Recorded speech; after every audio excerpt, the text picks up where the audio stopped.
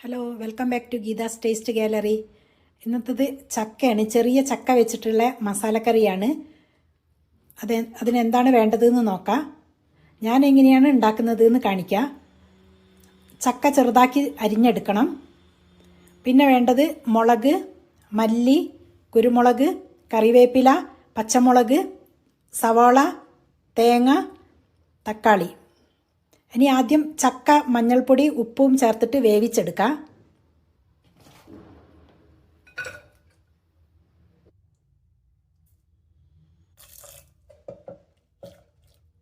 വേവിക്കാൻ കുക്കറിൽ വെച്ചിട്ടുണ്ട്. ഒരു വിസിൽ വന്നാൽ ഓഫ് ചെയ്യാം. ചക്ക വേവുമ്പോഴേക്കും മല്ലി, മുളക്, തേങ്ങ വറുത്തെടുക്കാം. എണ്ണ ചൂടായി ആദ്യം കുരുമുളക് ചേർക്കാം. ഇനി മല്ലിയും മുളകും ചേർത്ത് വറുത്തെടുക്കാം. ഇതായിട്ടുണ്ട്. ഒരു പാത്രത്തിലേക്ക് മാറ്റാം. ഇനി തേങ്ങ വറുത്തെടുക്കാം. തേങ്ങേൻ്റെ കൂടെ കുറച്ച് ഉള്ളിയും ചേർത്തിട്ടാണ് വറുത്തെടുക്കുന്നത്. വെന്തിട്ടുണ്ട്. ഇനി കുക്കർ ഓഫ് ചെയ്യാം. തേങ്ങ നല്ല ബ്രൗൺ കളറാവുന്നത് വരെ വറക്കണം. തേങ്ങ ബ്രൗൺ നിറമായി വരുന്നുണ്ട്. ആ സമയത്ത് അതിലേക്ക് കുറച്ച് പെരിഞ്ചീരകം, ഒരു ഏലക്കായ, 2 ഗ്രാമ്പൂ, ഒരു ചെറിയൊരു പീസ് പട്ട ചേർക്കണം. തേങ്ങ ആയിട്ടുണ്ട്. ഇനി സ്റ്റൗ ഓഫ് ചെയ്യാം. ഈ മുളകും തേങ്ങയും അരച്ചെടുക്കാം. നൈസായിട്ട് അരച്ചെടുത്തിട്ടുണ്ട്.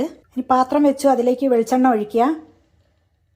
ചൂടായ ശേഷം കടുകിട്ട് പൊട്ടിയ ശേഷം തക്കാളി, ഉള്ളി, പച്ചമുളക്, കറിവേപ്പില വഴറ്റിയെടുക്കാം.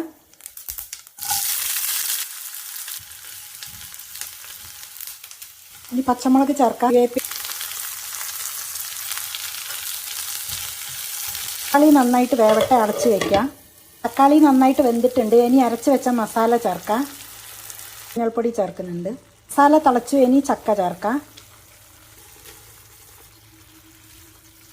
ലോ ഫ്ലെയിമിൽ വെച്ച് ചക്കയിൽ മസാല പിടിക്കുന്നത് വരെ ഒന്ന് വേവിച്ചെടുക്കാം. കുറച്ച് തേങ്ങാക്കൊത്ത് ചേർക്കാം. നല്ല ടേസ്റ്റാണ് ഈ കറിക്ക്. ഉള്ളിയും ചേർക്കുന്നുണ്ട്. ചാറൊക്കെ നന്നായിട്ട് വറ്റിയിട്ടുണ്ട്.